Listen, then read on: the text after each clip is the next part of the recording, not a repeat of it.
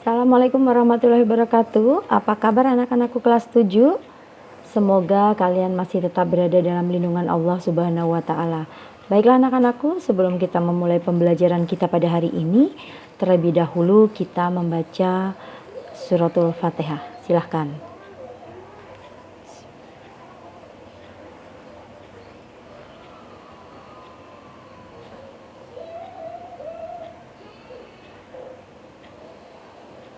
Amin, amin, amin ya robbal alamin. Baik anakku, pertemuan kita minggu lalu kita sudah membahas tentang bernyanyi secara unisono. Artinya bernyanyi dengan menggunakan satu suara di dalam satu melodi. Dan kalian pun sudah mengirimkan voice note kalian, contoh menggunakan satu suara ya. Nah, pada kali ini Ibu akan membahas tentang teknik pernapasannya. Jadi di dalam bernyanyi itu sangat penting pernapasan, ya. Sehingga ada beberapa hal di dalam bernyanyi itu menggunakan pernapasan. Ada pernapasan bahu, kemudian juga ada pernapasan dada, kemudian juga ada pernapasan diafragma, ya. Kemudian juga ada pernapasan perut. Nah, hari ini kita akan membahas satu persatu daripada pernapasan itu. Yang pertama adalah pernapasan bahu.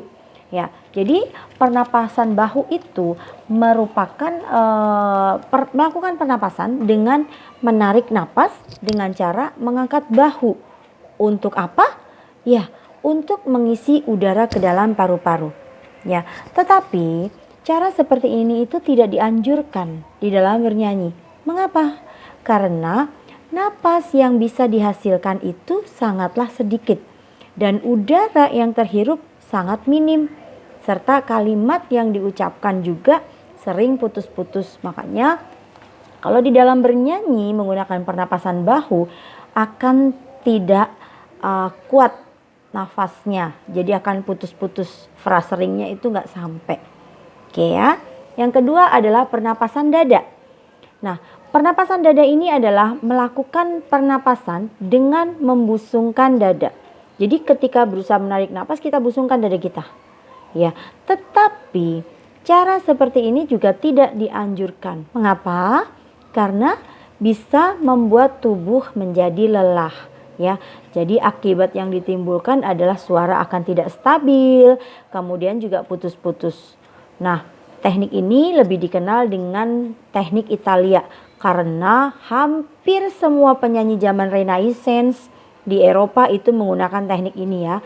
Ketika rongga dada dibusungkan, bahu dan bagian leher pasti akan menegang. Nah, di sini fase pernapasan dada itu ada dua. Yang pertama adalah fase inspirasi dan yang kedua adalah fase ekspirasi. Oke, fase inspirasi itu apa sih?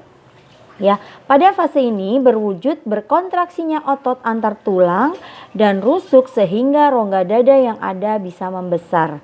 Nah, akibat dari fase ini adalah tekanan dalam rongga dada menjadi lebih kecil daripada tekanan yang ada di luar. Sehingga udara luar yang banyak dan kaya dengan oksigen bisa masuk dan pernapasan bisa dilakukan dengan baik dan maksimal. Oke, itu inspirasi ya. Dan yang kedua adalah fase ekspirasi, di mana fase relaksasi atau fase yang ditandai dengan kembalinya otot antar tulang rusuk ke posisi semula yang diikuti oleh turunnya tulang rusuk sehingga rongga dada menjadi kecil. Nah, akibat yang ditimbulkan tekanan di dalam rongga dada menjadi lebih besar daripada tekanan yang ada di luar sehingga apa? Udara di dalam rongga dada yang kaya CO2 bisa keluar dan pernapasan bisa dilakukan dengan lancar. Yang ketiga adalah pernapasan diafragma. Nah, pernapasan ini sering disebut dengan pernapasan rongga perut. Pernapasan diafragma itu adalah dengan melakukan pernapasan serta mengembangkan rongga perut atau diafragma. Nah, dengan cara ini udara di dalam pernapasan bisa dilakukan dengan baik. Jadi pernapasan diafragma itu merupakan pernapasan yang optimal dan sangat dianjurkan di dalam bernyanyi. Mengapa? Karena bisa menghasilkan napas yang panjang, ringan, dan santai sehingga produksi suara yang dihasilkan itu lebih berkualitas. Oke. Dan yang terakhir adalah pernapasan perut. Nah, di sini cara melakukan pernapasan ini adalah dengan memanfaatkan perut sebagai media tampung untuk menyimpan udara. Tapi kelemahan di dalam pernapasan ini adalah tidak terkontrolnya udara yang dikeluarkan sehingga pernapasan ini pun masih kurang cocok untuk digunakan dalam kegiatan olah vokal.